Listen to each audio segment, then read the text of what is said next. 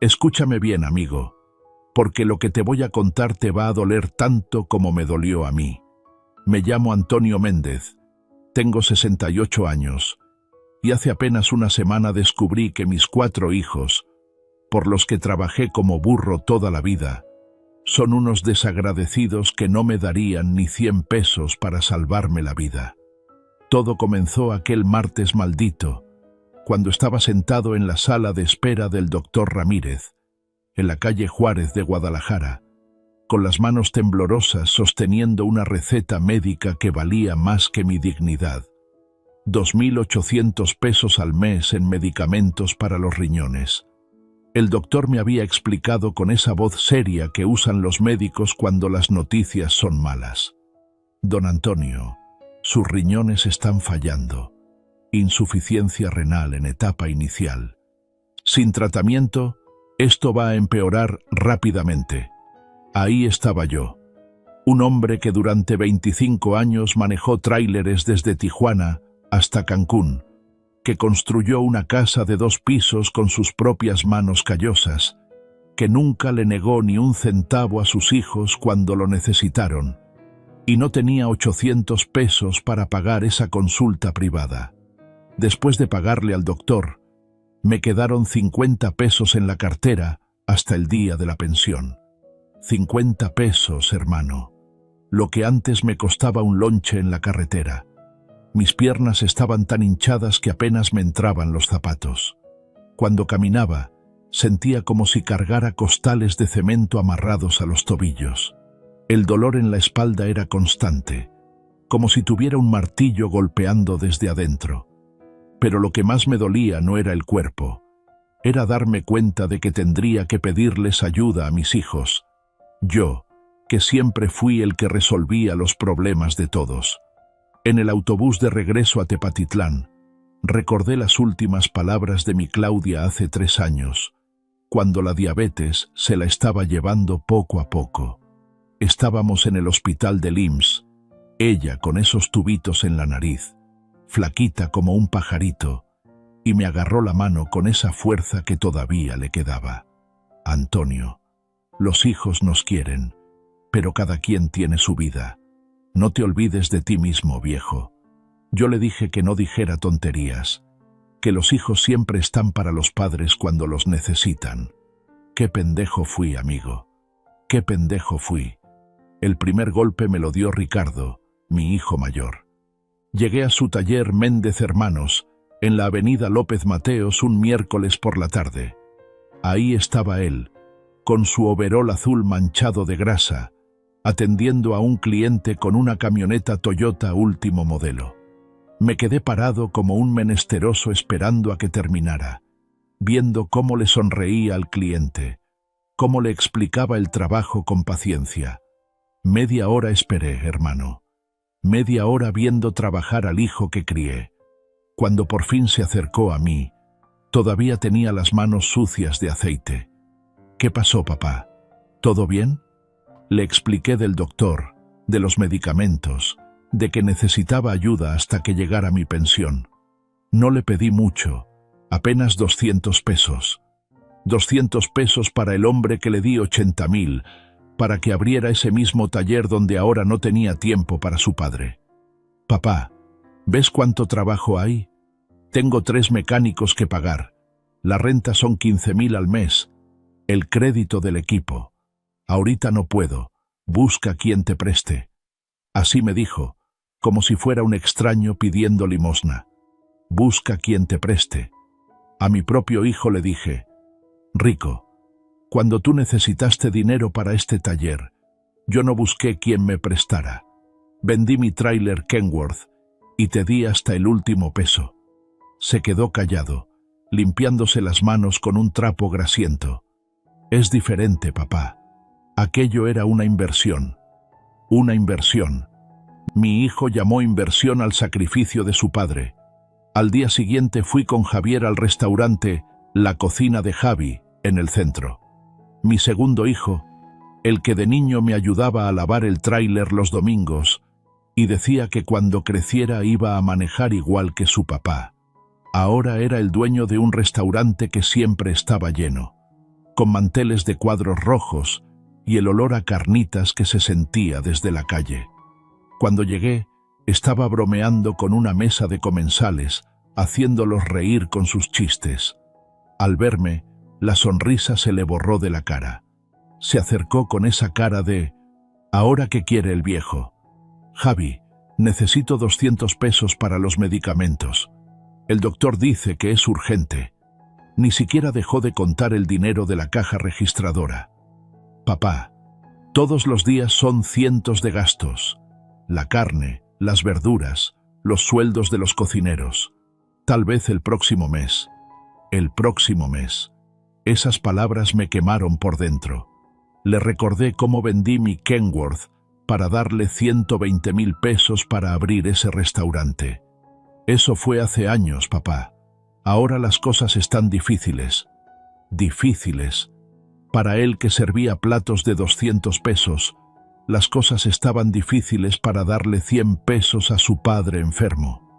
A Marta la llamé por teléfono porque vive en la parte rica de Guadalajara, casada con un ingeniero que tiene camioneta del año. Ay, papá, qué mala suerte. Justo ahora estamos con la remodelación de la cocina. Son como 50,000 pesos. Pregúntales a mis hermanos. 50,000 para una cocina nueva, pero ni 100 para los riñones de su padre.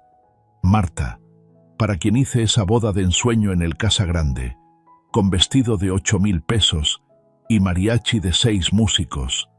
Marta, que bailó conmigo el vals de 15 años y me dijo que era el mejor papá del mundo.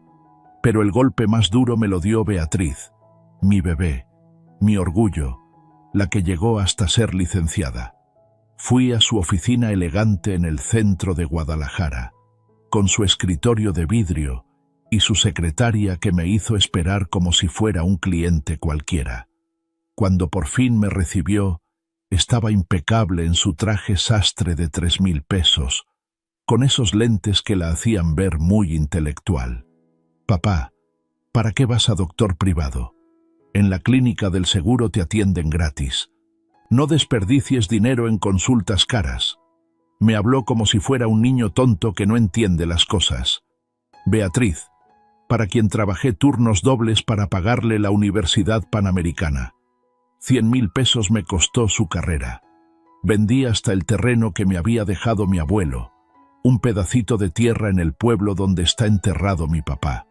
Mija, el doctor del seguro me dijo que la cita con el especialista es hasta dentro de 3 meses. Para entonces ya estaré más jodido».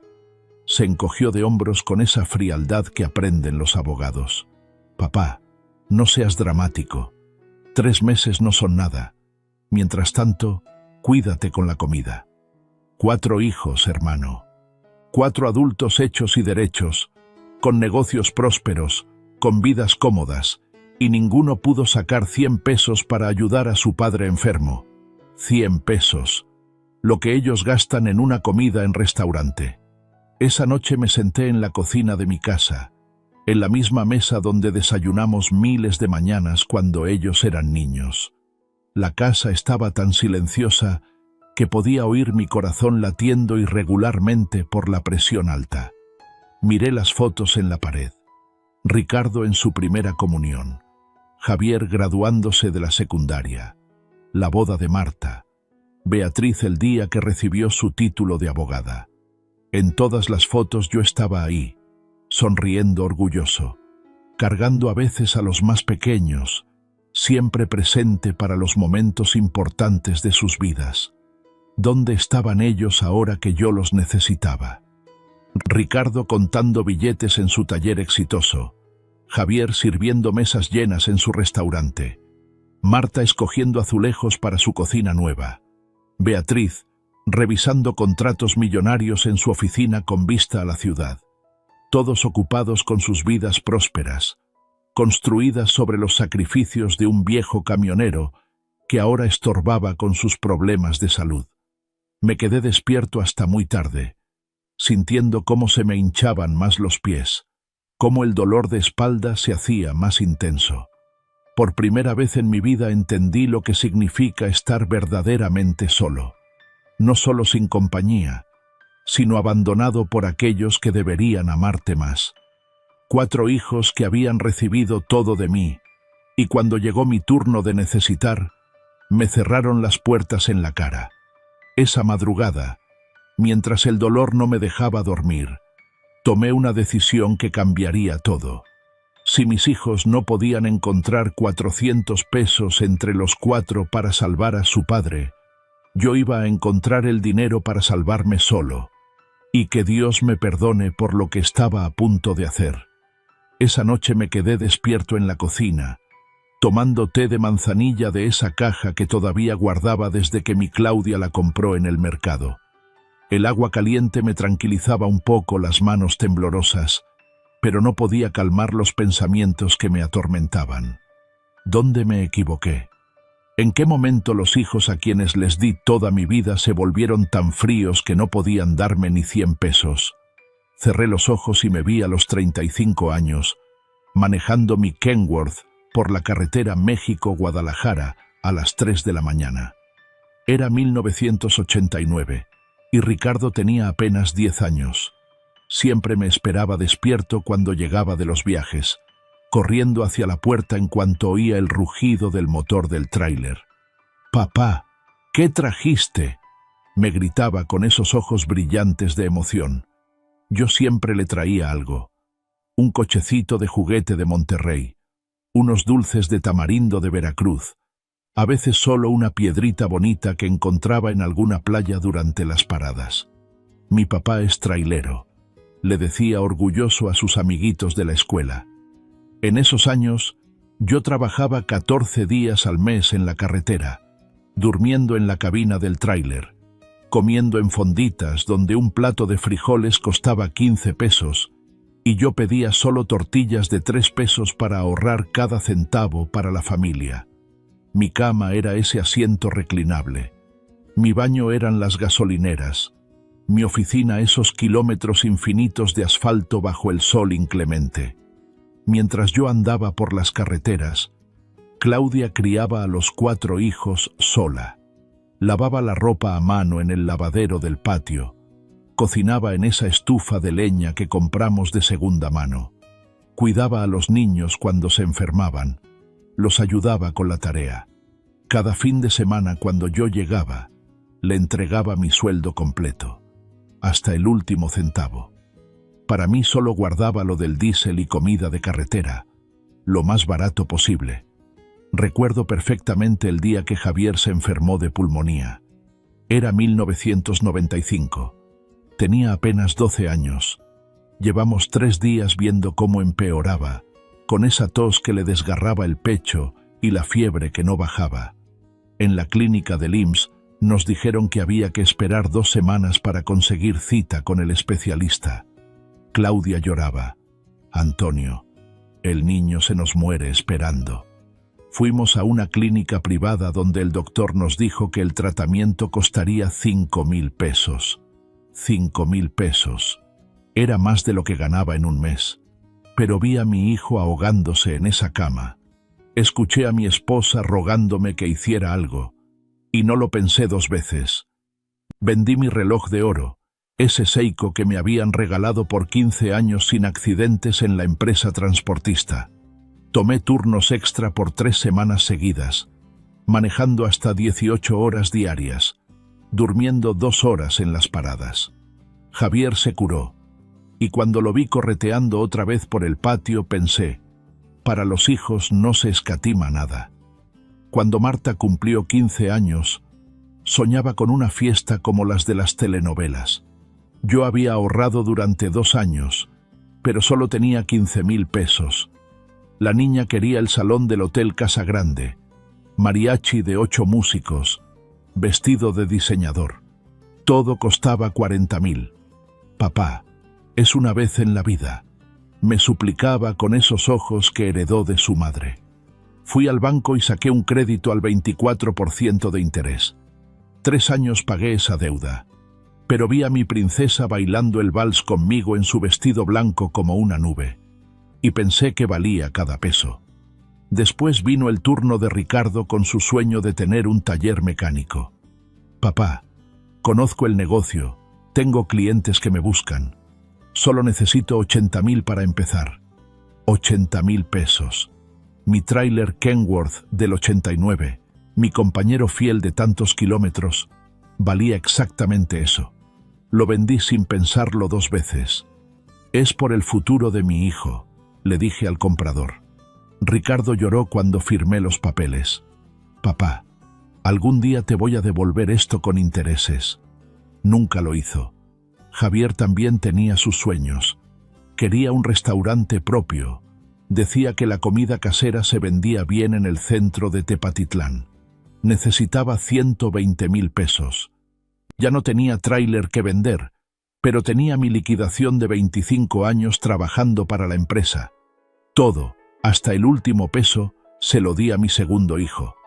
Papá, vas a estar orgulloso de mí, me prometió el día que abrió la cocina de Javi. Y sí estuve orgulloso. Hasta hoy, cuando no pudo encontrar 200 pesos para las medicinas de su padre. Pero la que más me costó fue Beatriz, mi bebé, la más inteligente de los 4. Quería ser abogada. Papá, en la universidad pública la enseñanza no es buena. En la Panamericana sí forman abogados de verdad. Pero cuesta 100.000 pesos la carrera. 100.000 pesos. Yo ya tenía 55 años. La espalda me dolía cada vez más por tanto cargar bultos y manejar largas distancias. El médico me había dicho que debería buscar trabajo más tranquilo, pero era el sueño de mi hija.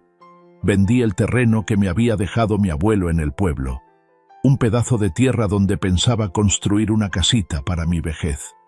Era lo único que me quedaba de herencia familiar, pero lo cambié por el futuro de Beatriz. 4 años trabajé turnos dobles para mantener la casa mientras ella estudiaba.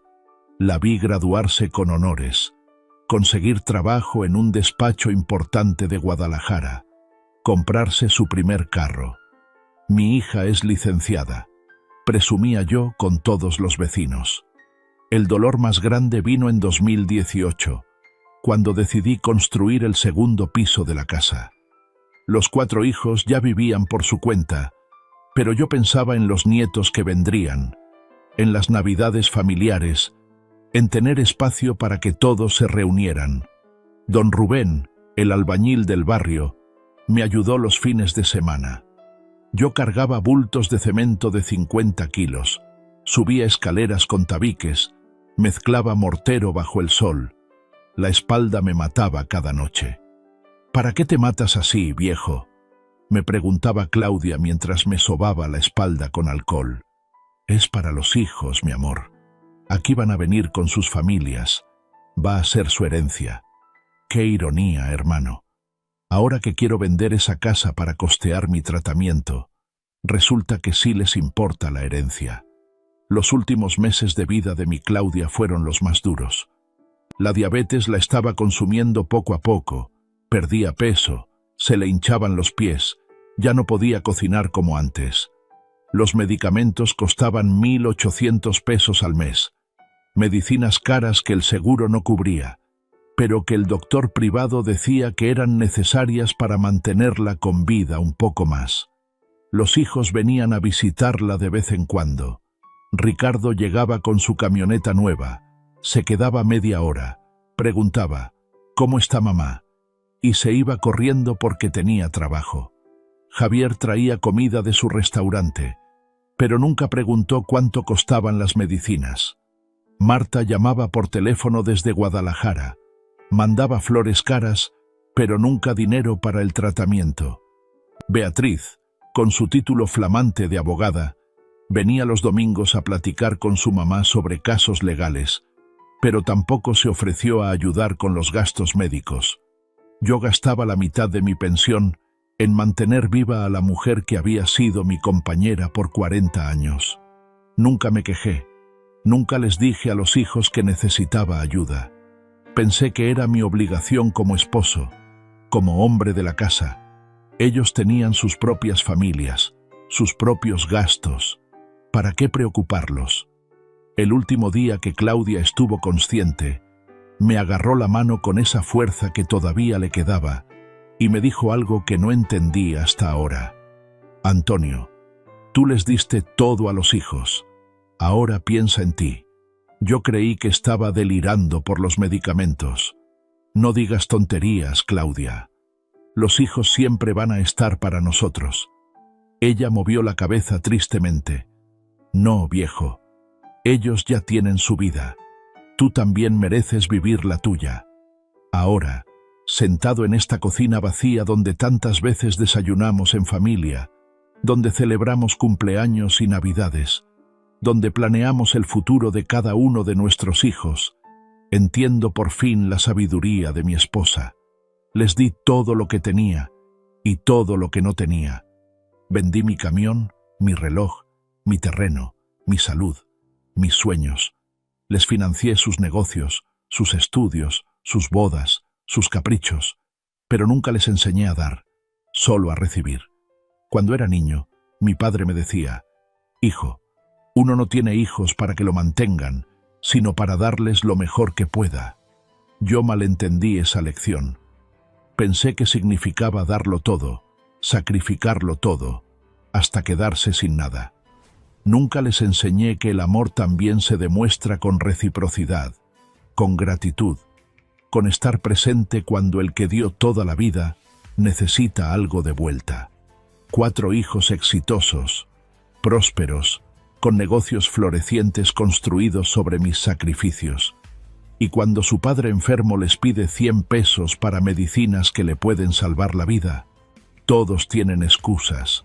Todos tienen gastos más importantes que la salud del hombre que les dio todo. Esa madrugada, mientras el dolor de riñones no me dejaba dormir y las piernas se me hinchaban cada vez más, entendí que había llegado el momento de hacer lo que Claudia me había pedido: pensar en mí.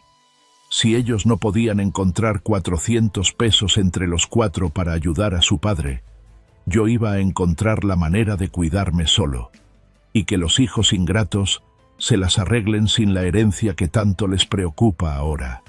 Al tercer día, después de que mis 4 hijos me negaran su ayuda, me senté en la banca de cemento frente a la casa de don Pedro, mi vecino de 72 años. Las piernas me dolían tanto que apenas podía mantenerlas estiradas, y sentía cómo la vergüenza peleaba contra la desesperación en mi pecho. Don Pedro estaba regando sus rosas rojas con esa manguera verde que yo mismo le ayudé a conectar hace 2 años, cuando se mudó al barrio después de enviudar. «¿Qué pasa, compadre Antonio?», me preguntó cuando vio mi cara de derrota. Don Pedro siempre fue un hombre observador, de esos que se dan cuenta cuando algo anda mal sin necesidad de muchas palabras. Le conté todo: la consulta con el doctor Ramírez, el diagnóstico de los riñones, las medicinas caras, y cómo cada uno de mis hijos había encontrado excusas para no ayudarme con ni siquiera 100 pesos. Don Pedro dejó la manguera en el suelo, se quitó el sombrero de palma y se quedó callado un largo rato, moviendo la cabeza de un lado a otro. Luego entró a su casa sin decir palabra. Yo pensé que se había molestado por mi historia, que tal vez era demasiado para un hombre que apenas me conocía desde hacía unos años. Pero a los 5 minutos salió con un sobre manila viejo y me lo puso en las manos. «Toma, no te da pena. ¿Te acuerdas cuando me ayudaste con las 3 mudanzas, gratis, sin cobrarme ni un peso? Siempre me decías, entre vecinos no se cobra, don Pedro». El sobre tenía 1000 pesos en billetes arrugados, probablemente de sus ahorros de toda la vida. Esos billetes me quemaron las manos más que si hubieran sido brasas del infierno. Ahí estaba yo, un hombre de 68 años, que durante 25 años había sido el que resolvía los problemas de otros, recibiendo ayuda de un vecino porque mis propios hijos me habían dado la espalda. «Don Pedro, se lo voy a pagar en cuanto llegue mi pensión», le dije con la voz quebrada. Él me puso la mano en el hombro. «Antonio, cuando uno ayuda de corazón, no espera que le paguen. Tú me ayudaste cuando yo lo necesitaba. Ahora, yo te ayudo a ti». Así debe ser entre gente decente. Me fui directo a la farmacia Guadalajara, que está en la avenida principal, con esos 1000 pesos ardiendo en el bolsillo como una marca de fuego. La farmacéutica era una muchacha joven de unos 20 años, con esa sonrisa amable que ponen cuando atienden a los viejitos. Le mostré la receta del doctor Ramírez y ella fue agarrando las cajas de medicinas una por una. Las pastillas para los riñones, las vitaminas, las cápsulas para la presión. Son 2.847 pesos, señor, me dijo con su voz dulce. Casi todo el dinero que me había prestado don Pedro. Pagué con esos billetes arrugados, y cuando me dio el cambio, apenas me quedaron 150 pesos. La muchacha me ayudó a meter todo en una bolsa de plástico blanco. Que se mejore pronto, señor. No se olvide de tomarlas como dice el doctor. En el camión de regreso a casa, iba viendo esa bolsa de medicinas en mi regazo y pensando, esto es para toda la vida que me quede. 3 pastillas en la mañana, 2 en la tarde, 1 en la noche, todos los días, hasta que me muera. Y mis hijos creen que el remodelar una cocina o pagar mecánicos es más importante que mantener vivo a su padre. Esa noche caminé por toda mi casa como un fantasma revisando su propia tumba. Empecé por el primer piso, que construí en 1998, cuando Ricardo tenía 18 años y soñaba con ser mecánico. Toqué las paredes de bloc que yo mismo levanté, ladrillo por ladrillo, los fines de semana después de regresar de mis viajes en el tráiler. La sala donde celebramos tantas Navidades, donde los niños abrían sus regalos mientras Claudia preparaba el ponche en la cocina. Subí por esas escaleras que construí en 2008, cuando ya me dolía la espalda, pero quería darles a los hijos un segundo piso para cuando tuvieran sus propias familias. Cada escalón me costó sudor y dolor, cargando bultos de cemento, mezclando mortero bajo el sol inclemente de mayo. Es para los nietos, le decía a Claudia cuando me veía batallar con los materiales. Aquí van a jugar los hijos de nuestros hijos. En el baño del segundo piso todavía están los azulejos azules que puse con mis propias manos, cortando cada pieza con esa cortadora que me prestó don Rubén el albañil. Me corté los dedos varias veces aprendiendo a usar esa máquina, pero quería que quedara perfecto. En los closets empotrados de las recámaras, cada tabla la medí y la corté yo mismo. La terraza con vista a las montañas de la Sierra de Guanajuato, donde pensé que mis nietos correrían algún día mientras yo les contaba historias de mis viajes por carretera.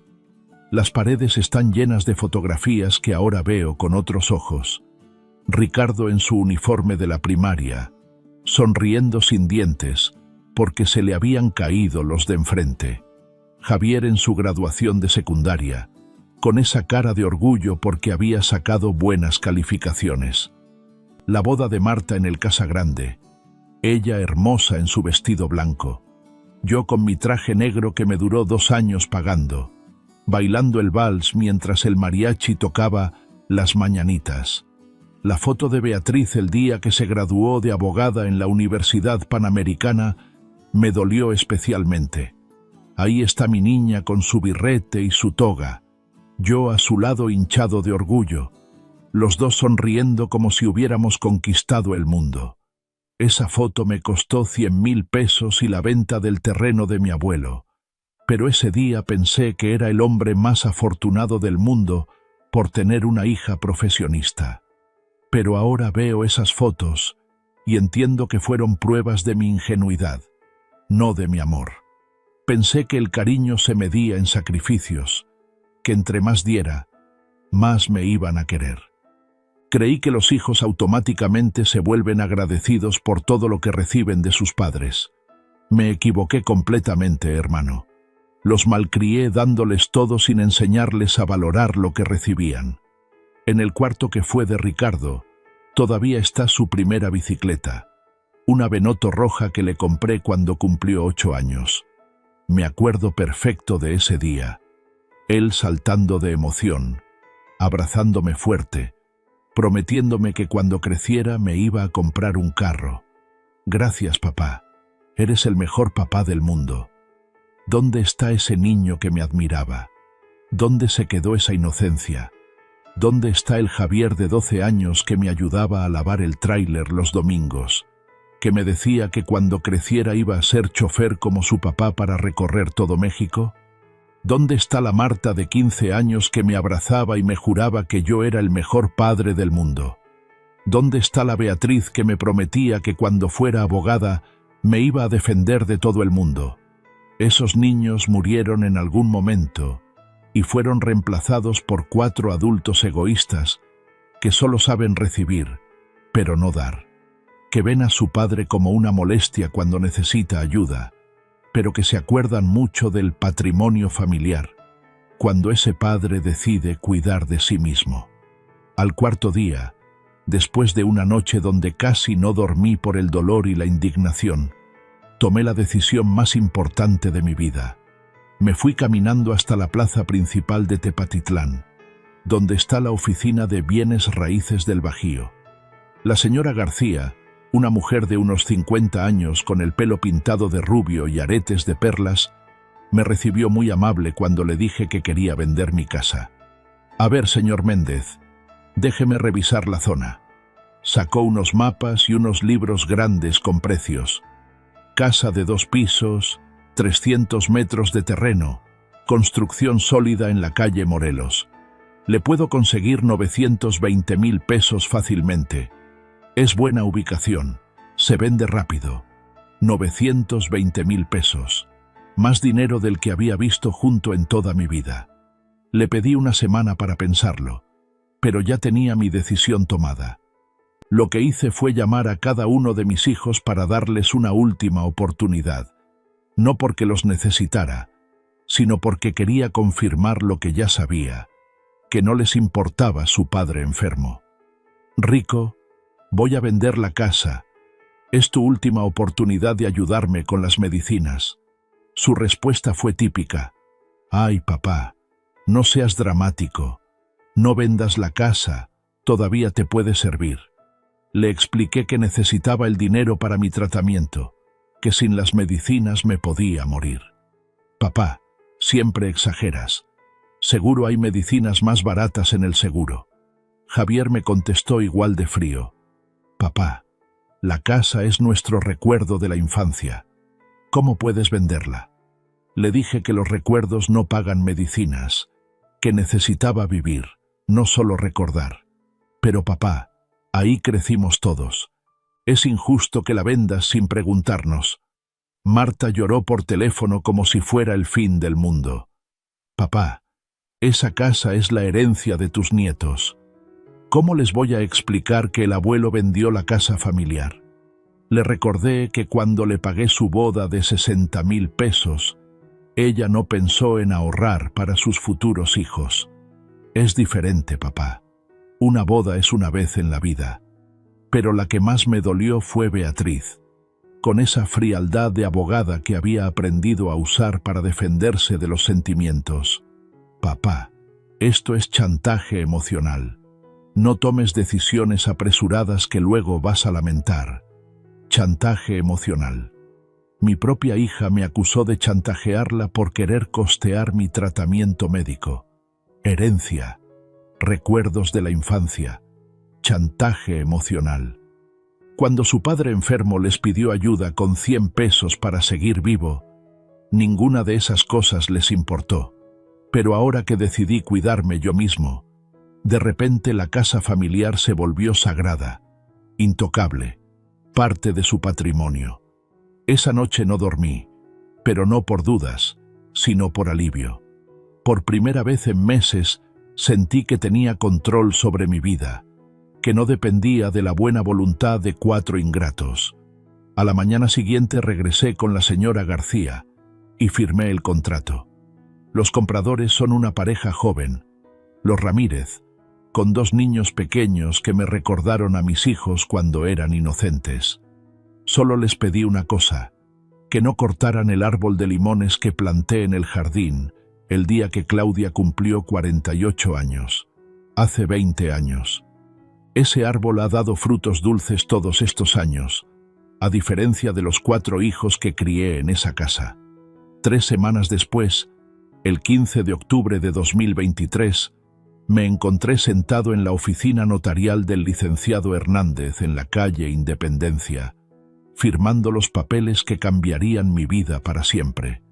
Mis manos, esas mismas manos que habían manejado el volante de mi Kenworth por miles de kilómetros, que habían cargado bultos de cemento para construir la casa que ahora vendía, temblaron ligeramente cuando puse mi firma en el último documento.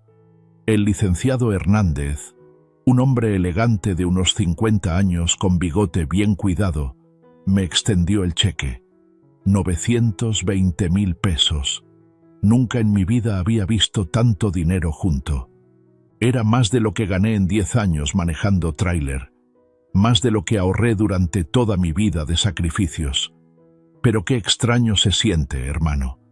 Perdí a la casa donde viví 25 años, donde nacieron mis nietos, donde enterré a mi esposa, pero por primera vez en décadas me sentía libre. Los compradores, los señores Ramírez, eran una pareja joven de unos 30 años. Él trabajaba en una empresa de telecomunicaciones. Ella era maestra de primaria. Tenían 2 niños pequeños que corrían por la oficina mientras nosotros firmábamos los papeles. El señor Ramírez me estrechó la mano con firmeza. Gracias, don Antonio. Vamos a cuidar muy bien su casa. Su esposa, una mujer morena de sonrisa dulce, me aseguró. El árbol de limones no lo vamos a tocar, se lo prometo. Mis hijos van a crecer comiendo esos limones. Viéndolos a ellos, con esa ilusión brillando en los ojos, me acordé de mí mismo cuando compré ese terreno en 1988. Yo también tenía esa misma esperanza, esos mismos sueños de construir algo duradero para mi familia. La diferencia es que ellos tal vez tengan mejor suerte con sus hijos que la que yo tuve con los míos. Esa misma tarde me fui directo al fraccionamiento Las Flores, un desarrollo nuevo en las afueras de Tepatitlán. La señora López, la dueña del departamento, era una viuda de unos 65 años, con el pelo canoso recogido en un chongo y esos lentes que usan las señoras para leer. Me mostró la vivienda, 45 metros cuadrados, un solo cuarto grande con cocina integrada, baño completo y una terracita con vista a las montañas. Don Antonio, aquí vive gente tranquila. Hay 2 maestros jubilados, una enfermera retirada, un señor que trabajaba en Pemex, todos muy respetuosos, me explicó mientras abría las ventanas para que entrara el aire fresco. 4.500 al mes, más los servicios. ¿Le parece bien? Era un palacio comparado con las cabinas de tráiler donde dormí tantos años en la carretera. Por primera vez en mi vida compré muebles nuevos pensando solo en mí. Una cama individual con colchón ortopédico para mi espalda adolorida. Una mesa pequeña con 2 sillas para desayunar tranquilo. Un sillón cómodo donde pudiera ver las noticias y descansar las piernas hinchadas. Refrigerador, estufa, televisión. Todo escogido por mí, para mí, sin preguntarle a nadie qué opinaba, sin calcular si me alcanzaba para otras cosas. En el banco abrí una cuenta de ahorros y deposité la mayor parte del dinero. 50,000 pesos los aparté específicamente para medicinas de todo un año. Otros 100,000 para cualquier emergencia médica que pudiera surgir. El resto, 770,000 pesos, los puse en un certificado de depósito al 7% anual. Eso me iba a dar casi 5,000 pesos mensuales de intereses, además de mi pensión. Por primera vez en mi vida iba a vivir sin preocuparme por el dinero. Los hijos se enteraron de la venta una semana después, cuando Ricardo fue a visitarme a la casa vieja y se encontró con que había una familia desconocida viviendo ahí.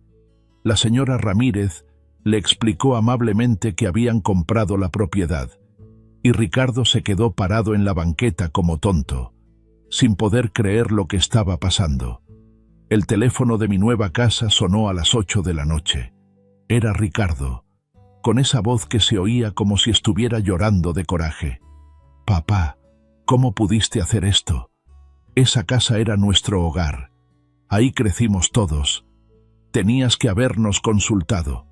Yo me serví un vaso de agua fría, me senté en mi sillón nuevo y le contesté con toda la calma del mundo. «Rico, cuando tú necesitaste 80.000 pesos para tu taller, no me consultaste si yo quería vender mi tráiler. Simplemente me pediste el dinero y yo te lo di. Ahora, yo necesitaba dinero para mis medicinas. Te pedí ayuda y me dijiste que no. Así que vendí la casa y me ayudé yo solito». Se quedó callado un momento, luego gritó: «Pero esa casa valía mucho más que 80.000 pesos. Era nuestro patrimonio». Le respondí: «Exacto, mijo. Valía mucho más, y todo ese valor lo usé para comprarme salud y tranquilidad.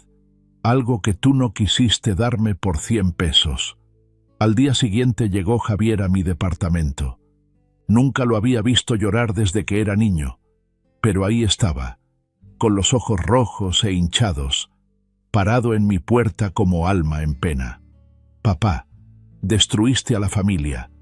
¿Dónde nos vamos a juntar en Navidad? ¿Dónde van a jugar mis hijos cuando nazcan? ¿Cómo pudiste ser tan egoísta?». Lo invité a pasar, le ofrecí un café y le expliqué con paciencia: «Javi, la familia no se destruyó cuando vendí la casa. Se destruyó cuando ustedes 4 decidieron que las medicinas de su padre enfermo no valían ni 100 pesos de cada uno.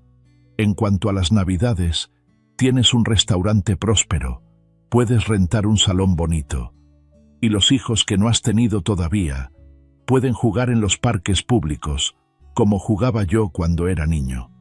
Marta no vino a verme, pero sí me habló por teléfono hecha una furia. «Papá, eres un egoísta. Le quitaste la casa del abuelo a tus nietos. ¿Cómo les voy a explicar que por tu capricho ya no tienen herencia?».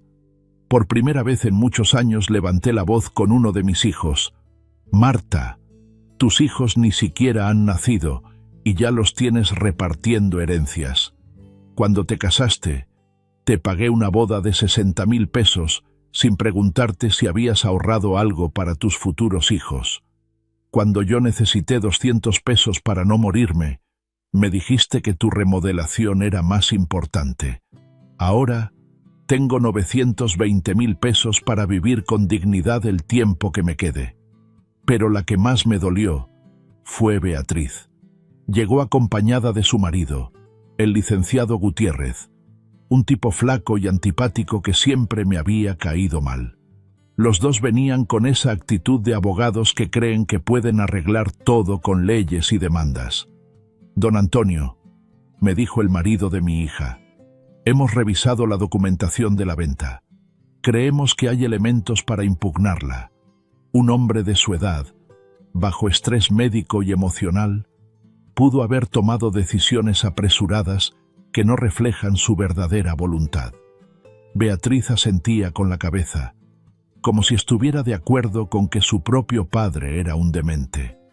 «Papá, podemos demostrar que la venta fue por debajo del precio real del mercado, o que no estabas en tus 5 sentidos cuando firmaste», me dijo mi hija, la que estudió en la universidad más cara de Guadalajara con mis ahorros. Los miré a los dos, tan seguros de sí mismos, tan convencidos de que podían robarme el único acto de dignidad que había hecho en años, y les dije: «Beatriz, tú eres abogada, conoces la ley, pero se te olvidó conocer la conciencia. La casa se vendió legalmente. Todos los documentos están en orden. El precio fue justo según el avalúo oficial. Pero tienes razón en una cosa. Sí fue una venta desigual. Desigual como el amor que yo les di a ustedes y el que ustedes me dieron a mí». 2 meses después, Ricardo y Javier efectivamente me demandaron. Contrataron al licenciado Morales, un abogado penalista de Guadalajara, que les cobró 30.000 pesos solo por revisar el caso. 30.000 pesos, hermano. Esos mismos cabrones que no encontraron 100 pesos para las medicinas de su padre, sí encontraron 30.000 para pelearle a su padre. El día del juicio, en el juzgado familiar de Tepatitlán, los vi entrar vestidos elegantes, serios, como si fueran las víctimas de una gran injusticia. Ricardo con su camisa almidonada y corbata azul, Javier con su traje negro de los domingos.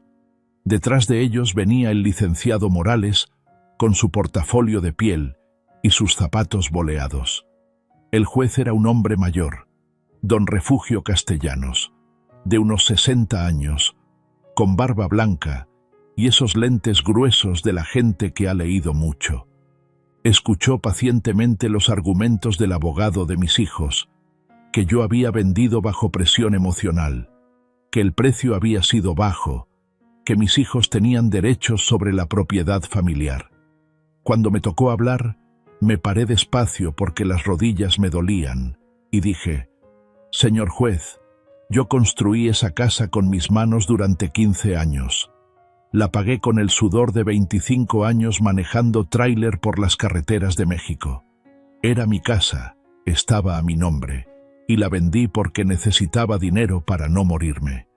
Estos señores que me demandan nunca pusieron un peso para construirla, pero ahora que la vendí para costear mi tratamiento médico, resulta que era su patrimonio». El juez revisó todos los documentos, las escrituras, los avalúos, los contratos, los certificados médicos que probaban que yo estaba perfectamente cuerdo cuando tomé la decisión. Al final dictó: «La demanda se desecha por improcedente. El señor Antonio Méndez era y es propietario legal de la vivienda. Estaba en pleno uso de sus facultades mentales. El precio de venta corresponde al valor de mercado. No existe ningún vicio legal en la transacción». Después de la audiencia, el juez se me acercó en privado. «Don Antonio, yo también soy padre de 4 hijos, todos profesionistas. Entiendo perfectamente lo que usted hizo. A veces los hijos se olvidan de quiénes son sus padres». Sus palabras me consolaron más que ganar el juicio. En esos meses viví sentimientos encontrados, hermano. Por un lado, una tristeza profunda al darme cuenta de que los 4 hijos que había criado con tanto amor se habían convertido en mis enemigos. Por otro lado, una sensación de libertad que no había experimentado en décadas. Por primera vez en 25 años tomaba decisiones pensando en mí, no en complacer a hijos ingratos que solo sabían pedir, pero nunca dar. Diciembre de 2023 se convirtió en el mes que cambió todo el rumbo de mi nueva vida. Mi salud comenzó a mejorar de una manera que ni yo mismo esperaba. Las medicinas que ahora podía comprar sin pedirle limosna a nadie empezaron a hacer su trabajo. La presión arterial se estabilizó en números normales. La hinchazón de las piernas casi desapareció por completo, y esos dolores terribles en la espalda que me tenían doblado como un anzuelo, ahora solo me molestaban de vez en cuando. En mi cita mensual con el doctor Ramírez, él revisó los análisis de sangre con esa cara de sorpresa que ponen los médicos cuando algo sale mejor de lo esperado. «Don Antonio, estos resultados están muchísimo mejor que hace 3 meses. Los riñones están respondiendo excelente al tratamiento. ¿Qué cambió en su vida?». Me quedé pensando un momento y le dije la pura verdad. «Doctor, me liberé del estrés más grande que tenía, el sentimiento de culpa hacia mis hijos ingratos». El doctor se quitó los lentes y me miró con esa sabiduría que dan los años de tratar enfermos. «Don Antonio, el estrés es el enemigo número 1 de los riñones en personas de su edad. La presión emocional puede causar más daño que cualquier bacteria o virus. Siga viviendo tranquilo, que su cuerpo se lo está agradeciendo». Tenía razón, hermano. Por primera vez en décadas dormía toda la noche de corrido, sin despertarme preocupado por problemas de otros. En enero de 2024 tomé una decisión que mis antiguos conocidos consideraron una locura. Me conseguí trabajo. A los 68 años, Después de vender mi casa y tener dinero guardado, decidí trabajar medio tiempo como vigilante nocturno en la Plaza Cristal, un centro comercial nuevo que habían construido en la entrada de Tepatitlán. El trabajo era sencillo: sentarme en una silla cómoda detrás de un escritorio con monitores de seguridad, vigilar las cámaras que mostraban todos los rincones del centro comercial y hacer 2 recorridos por turno para verificar que las puertas estuvieran bien cerradas. Me pagaban 4.800 pesos al mes por trabajar 3 noches a la semana. No era mucho dinero, pero tampoco lo necesitaba. Lo importante era sentirme útil otra vez, tener un propósito, no ser una carga para nadie. Mis compañeros de trabajo se convirtieron en la familia que nunca tuve con mis propios hijos. Don Carlos, de 64 años, había sido maestro de primaria durante 40 años en una escuela rural. Don Miguel, de 69, era un ex policía judicial que había conocido todo tipo de delincuentes y situaciones peligrosas. Don Fernando, de 66, había trabajado toda la vida como mecánico en un taller de la Ford, hasta que la artritis en las manos lo obligó a retirarse. Los 4 compartíamos los turnos de noche. Cenábamos juntos en la cafetería del centro comercial, que nos dejaban usar después de las horas de servicio, y poco a poco nos fuimos contando nuestras historias de vida. Era impresionante, amigo, cómo todos habíamos pasado por experiencias similares con nuestros hijos. Todos habíamos dado todo por ellos. Todos habíamos sacrificado nuestra juventud, nuestra salud, nuestros ahorros, y todos habíamos recibido a cambio ingratitud y olvido. Don Carlos me platicó su historia una noche mientras compartíamos unos tacos de canasta que había traído su esposa. Antonio, yo di clases en primarias rurales por 40 años. Salía de mi casa a las 5 de la mañana en burro porque no había caminos para carros, y regresaba hasta la noche. Cada peso que ganaba lo guardaba para los estudios de mis 3 hijos. Los mandé a la universidad en la capital. Los 3 se graduaron de carreras importantes. Uno es ingeniero, otro contador, la niña es doctora. Se quedó callado un momento, masticando despacio su taco. Luego continuó. Los 3 se fueron a vivir a Estados Unidos. Me llaman una vez al mes, nada más para decirme que están bien. El Día de las Madres me mandan $200 por Western Union, como si con eso pagaran todo lo que hice por ellos.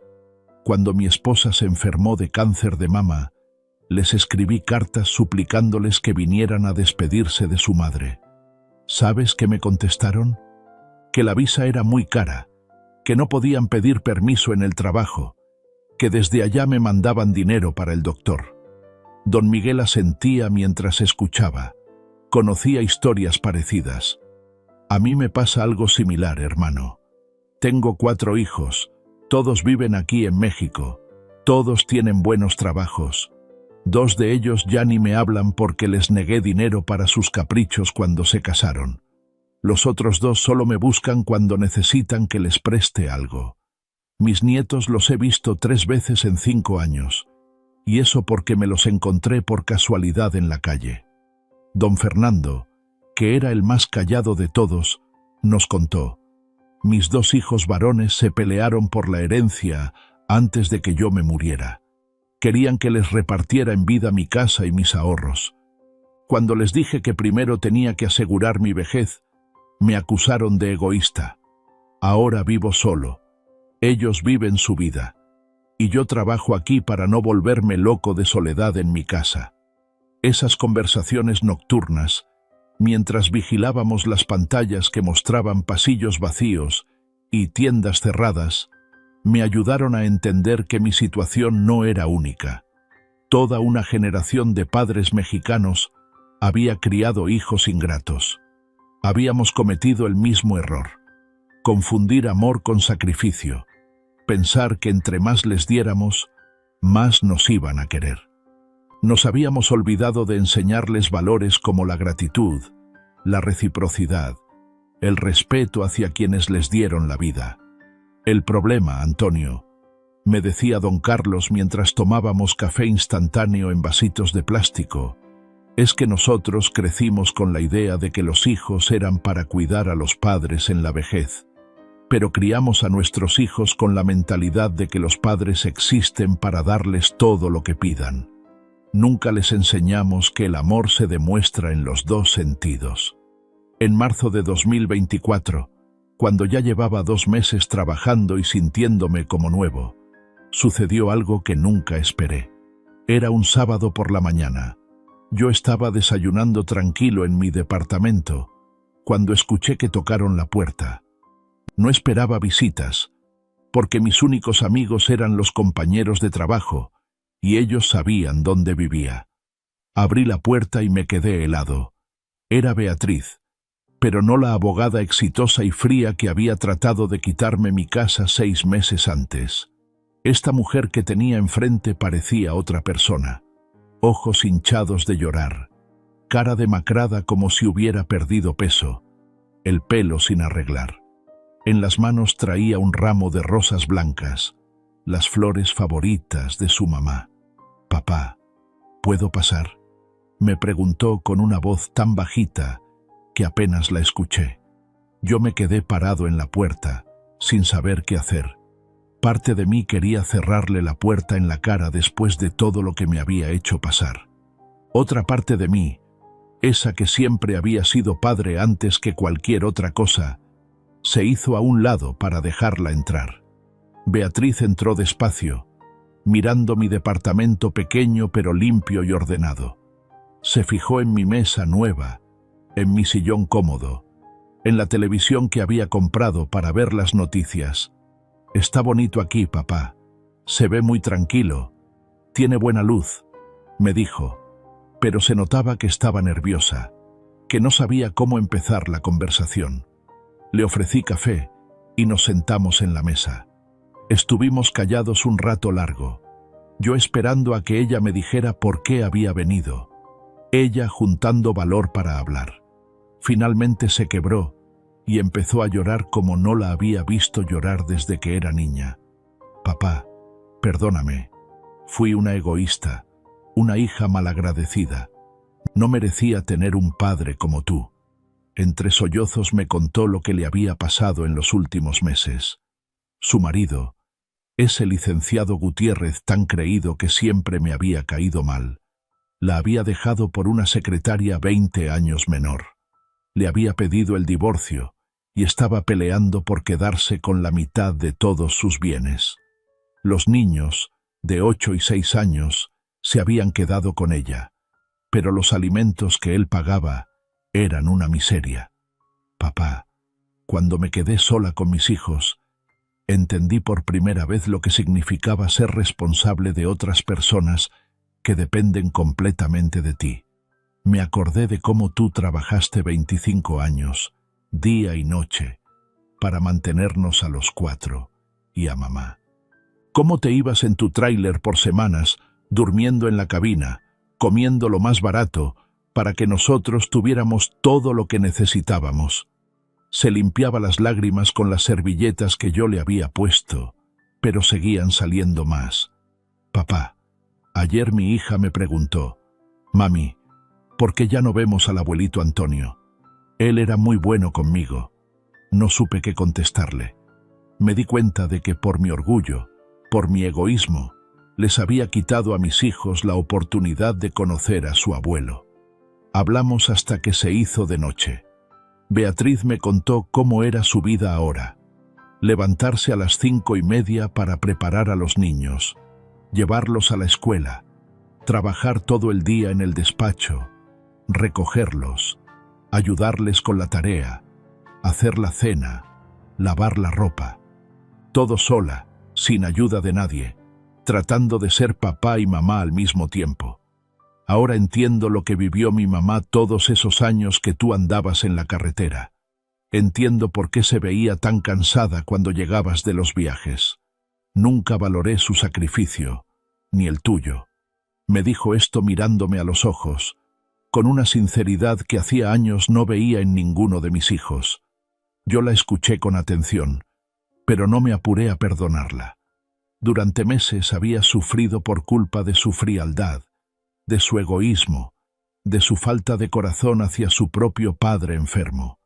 No iba a olvidar eso de un día para otro nada más, porque ahora ella también estaba sufriendo. Beatriz, no guardo rencor contra ti, ni contra tus hermanos, pero tampoco quiero volver a ser el banco al que todos acuden cuando tienen problemas. Si quieres que reconstruyamos nuestra relación, tiene que ser sobre bases nuevas, respeto mutuo, cariño real, no nada más cuando me necesiten. Ella asintió con la cabeza. Entiendo, papá. No vengo a pedirte dinero. Vengo a pedirte perdón y la oportunidad de volver a ser tu hija. A partir de ese día, Beatriz empezó a visitarme regularmente. Venía los fines de semana con mis nietos, Sofía y Diego.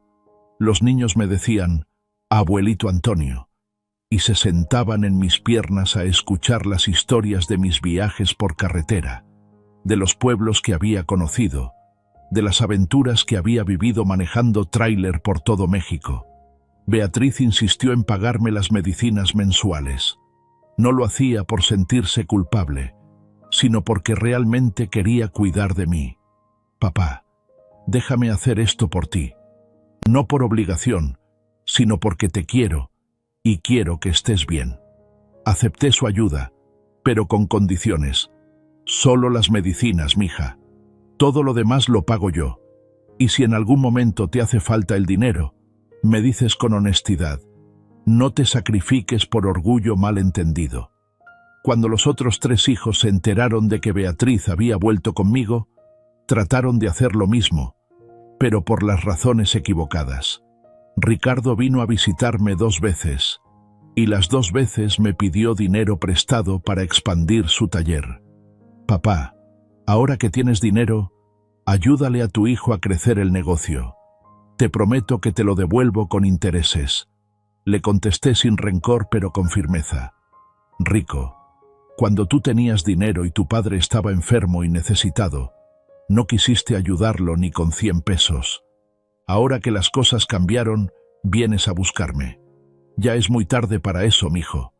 Javier me ofreció comidas gratis en su restaurante todos los domingos. Papá, ven cada semana. Te voy a cocinar lo que más te guste, sin cobrarte nada». Le agradecí, pero le expliqué. «Javi, las comidas gratis no reemplazan el amor de familia.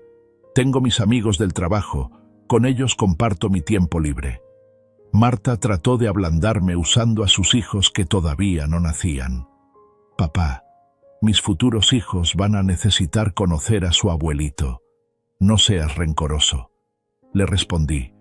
«Marta, cuando yo necesité tu ayuda para seguir vivo, tú no pensaste en esos nietos imaginarios. No uses niños que no existen para manipular mis sentimientos». En el verano de 2024, cuando se cumplió el primer aniversario de la muerte de mi Claudia, decidí ir al panteón a llevarle flores. Compré un ramo grande de rosas blancas, sus favoritas, y tomé el camión que va al cementerio municipal. Cuando llegué a su tumba, me llevé una sorpresa. Ahí estaban Beatriz y los niños, también con flores, también recordándola. Nos quedamos los 4 parados frente a la lápida de mármol gris, donde está grabado: Claudia Herrera de Méndez, esposa y madre ejemplar, 1955-2021. Mis nietos nunca habían conocido bien a su abuela porque cuando ellos eran muy pequeños, ella ya estaba muy enferma. Sofía, la mayor, me preguntó: «Abuelito, ¿por qué se murió la abuelita Claudia?». Le expliqué de la manera más sencilla. «Estaba muy enferma, mija, pero nos quiso mucho hasta el último día de su vida». Diego, el más chiquito, añadió: «Mi mami dice que la abuelita era muy buena y que cocinaba muy sabroso». Beatriz me tomó de la mano. «Papá, mi mamá estaría muy contenta de que nos hayamos reconciliado. Siempre decía que la familia era lo más importante». Tenía razón mi hija. Claudia siempre creyó que el amor podía más que cualquier problema, pero también sabía que el amor verdadero se demuestra con hechos, no solo con palabras. En agosto, cuando cumplí 69 años, decidí hacer algo que nunca había hecho en mi vida: celebrar mi cumpleaños como yo quería. Renté el salón pequeño del centro comunitario de mi fraccionamiento e invité a la gente que realmente me importaba. Don Pedro, mi vecino que me había prestado dinero cuando más lo necesitaba. Mis compañeros de trabajo don Carlos, don Miguel y don Fernando. Algunos vecinos nuevos que se habían vuelto mis amigos. Y por supuesto, Beatriz con mis nietos. Fue una fiesta sencilla pero alegre. Don Pedro levantó su copa de cerveza y propuso el primer brindis. Por don Antonio, que nos enseñó que la dignidad vale más que los lazos de sangre cuando esos lazos se vuelven cadenas. Don Carlos añadió: por un hombre que nos demostró que nunca es demasiado tarde para empezar a vivir para uno mismo. Esa noche, viendo a mis verdaderos amigos reírse y contar historias, viendo a Beatriz ayudarme a servir el pastel, viendo a mis nietos correr entre las mesas, entendí que había encontrado algo que había perdido hacía muchos años: la paz. No la paz que viene de tener todo resuelto, sino la paz que viene de aceptar la vida como es y de rodearse de gente que te quiere por quien eres, no por lo que puedes darles. Cuando ya todos se habían ido y Beatriz me ayudaba a recoger los platos, ella me dijo: papá, gracias por darme una segunda oportunidad. Prometo que no la voy a desperdiciar. Le contesté: mija, todos merecemos segundas oportunidades, pero también merecemos que nos traten con respeto desde la primera. Esa noche, mientras me acostaba en mi cama cómoda en mi departamento tranquilo, pensé en todo lo que había pasado en un año. Había perdido una casa que representaba 25 años de trabajo, pero había ganado mi dignidad y mi tranquilidad. Había perdido 3 hijos ingratos, pero había recuperado una hija que había aprendido a valorar a su padre. Había perdido la ilusión de una vejez rodeado de familia numerosa, pero había ganado una vejez rodeado de gente que me respeta y me quiere. Por primera vez en décadas, me quedé dormido sin preocupaciones, sin dolores, sin rencores, solo con la satisfacción de haber hecho lo correcto, aunque hubiera sido lo más difícil de mi vida. Vamos una vez más por acá, huevón. Una noche más por acá, muchachos, con ustedes. Qué bueno verlos por acá. Aplausos. No lo merecemos, no lo merecemos. Después de un día tan berraco, huevón. Después de un día tan agitado. Aquí estamos. Invictos. Me gustó esto. ¿Cómo vamos, parceros? Buenas noches, háblamelo de Ledán. ¿Todo bien o qué? ¿Cómo estás, parcerito? Háblamelo, Pirlo. Pirlo 420 en la casa. ¿Cómo va, hermano? ¿Cómo va todo? ¿Cómo va todo, mi socio? ¿Qué es lo que es? ¿Cuál es la movida, parce? Papi, está lloviendo bien rico. Es la última... Yo creo que es la última lluvia de primavera, weón. No, bueno, lluvia de primavera. De hecho, principios de lluvia de primavera. Parcero, la verdad que hoy estoy muy bien, weón. A pesar de que casi no cuento la historia hoy, weón. Papi, casi me parto la cabeza. Literalmente. Papi, estaba moviendo unas cosas, me caí el camión, weón, me di como una vuelta para atrás, papi, y había una piedrota, marica. Por suerte que la cabeza no me cayó ahí, parce, pero sí me alcancé a doblar ¿cómo se llama eso? El tobillo, marica. Vamos una vez más por acá, weón. Una noche más por acá, muchachos, con ustedes. Qué bueno verlos por acá. Aplausos, no lo merecemos, no lo merecemos. Después de un día tan berraco, weón. Después de un día tan agitado. Aquí estamos, invictos. Me gustó esto. ¿Cómo vamos, parceros? Buenas noches, háblamelo de Ledán. ¿Todo bien o qué? ¿Cómo estás, parcerito? Háblamelo, Pirlo. Pirlo 420 en la casa. ¿Cómo va, hermano? ¿Cómo va todo? ¿Cómo va todo, mi socio? ¿Qué es lo que es? ¿Cuál es la movida, parce? Papi, está lloviendo bien rico. Es la última... Yo creo que es la última lluvia de primavera, weón. No, bueno, lluvia de primavera. De hecho, principios de lluvia de primavera. Parcero, La verdad que hoy estoy muy bien, huevón. A pesar de que casi no cuento la historia hoy, huevón. Papi, casi me parto la cabeza. Literalmente. Papi, estaba moviendo unas cosas, me caí el camión, huevón, me di como una vuelta para atrás, papi. Y había una piedrota, marica. Por suerte que la cabeza no me cayó ahí, parce, pero sí me alcancé a doblar ¿cómo se llama eso?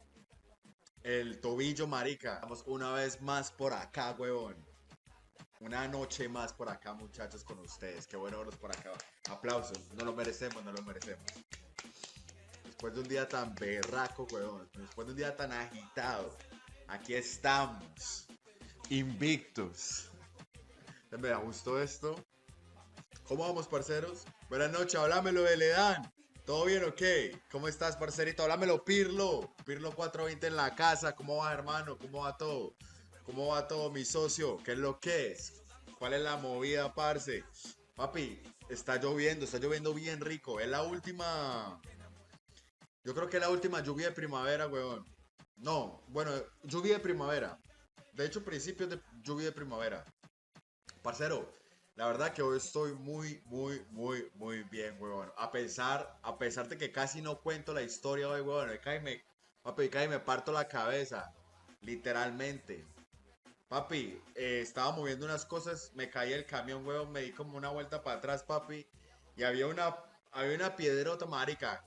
Por suerte que la cabeza no me cayó ahí, parce, pero sí me alcancé a doblar ¿cómo se llama eso? El tobillo, marica. Vamos una vez más por acá, huevón. Una noche más por acá, muchachos, con ustedes. Qué bueno verlos por acá. Aplausos. No lo merecemos, no lo merecemos. Después de un día tan berraco, huevón. Después de un día tan agitado. Aquí estamos. Invictus. Me gustó esto. ¿Cómo vamos, parceros? Buenas noches, háblamelo de Ledán. ¿Todo bien o qué? ¿Cómo estás, parcerito? Háblamelo, Pirlo. Pirlo 420 en la casa. ¿Cómo va, hermano? ¿Cómo va todo? ¿Cómo va todo, mi socio? ¿Qué es lo que es? ¿Cuál es la movida, parce? Papi, está lloviendo bien rico. Es la última. Yo creo que es la última lluvia de primavera, weón. No, bueno, lluvia de primavera. De hecho, principios de lluvia de primavera. Parcero, la verdad que hoy estoy muy bien, huevón. A pesar de que casi no cuento la historia hoy, huevón. Papi, casi me parto la cabeza. Literalmente.